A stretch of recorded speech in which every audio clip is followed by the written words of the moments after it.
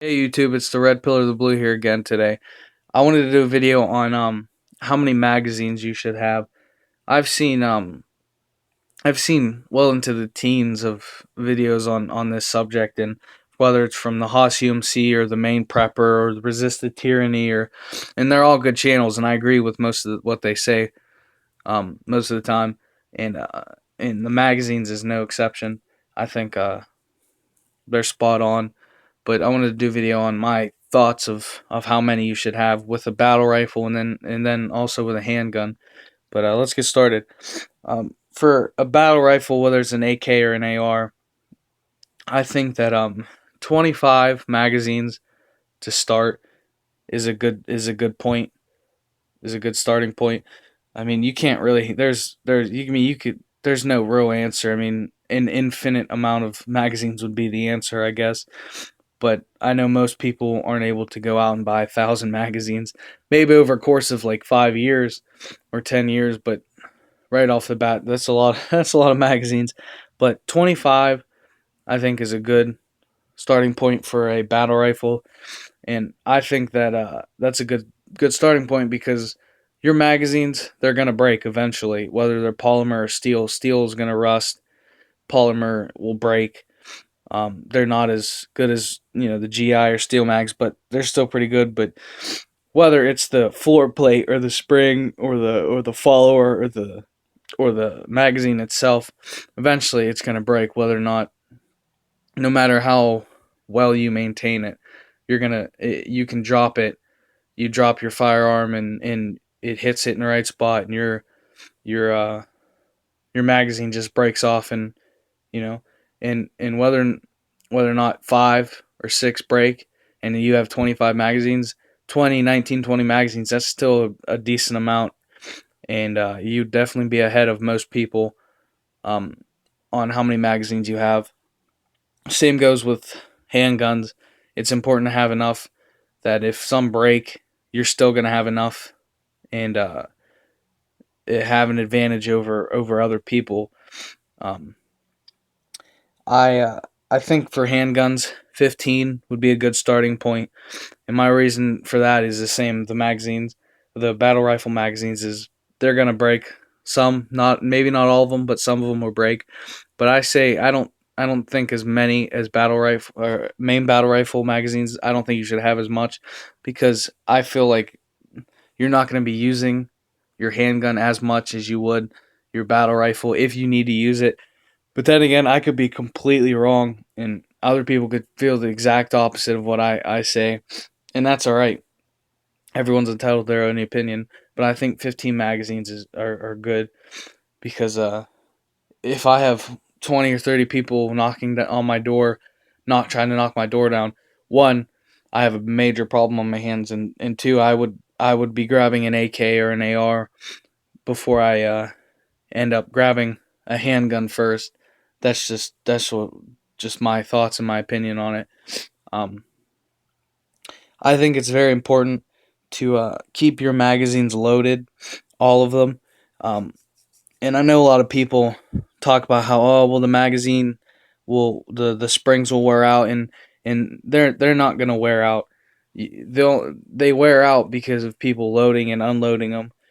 Releasing and putting tension on the spring is gonna wear the spring down way before having a fully loaded magazine will all the time. It's just That's just fact. Plus, if an economic collapse or an EMP happens, and you're not home, and you get home, your your first priority is not going to be to load your magazines, and if they are, then you're going to be wasting time on precious time when you could be boarding up windows, checking to see if light comes out after you board them up, or you know filling containers of water, or other last minute prep things. Oh, excuse me. That you could be doing instead of loading your magazines, which should already be loaded, so you don't have to waste 10 or 15 minutes loading them. Or and if you're home, the same goes with that. Except you could add that you could go take that 15 minutes or 20 minutes if you know of something that happened, going to the grocery store and getting that last 20 gallons of water, or that last 15 or 20 cans of soup or tuna or spaghetti or whatever you decide to buy. Um, Rather, instead of spending that precious time loading your magazines.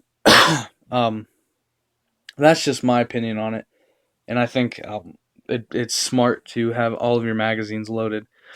Um, I think it's important to try out different magazines, whether they're Tapco, Magpul, US Palm, or whatever other companies, um, because you never know what you might like best. You never know what your gun might like. I like I like Tapco in the steel mags, the GI surplus magazines.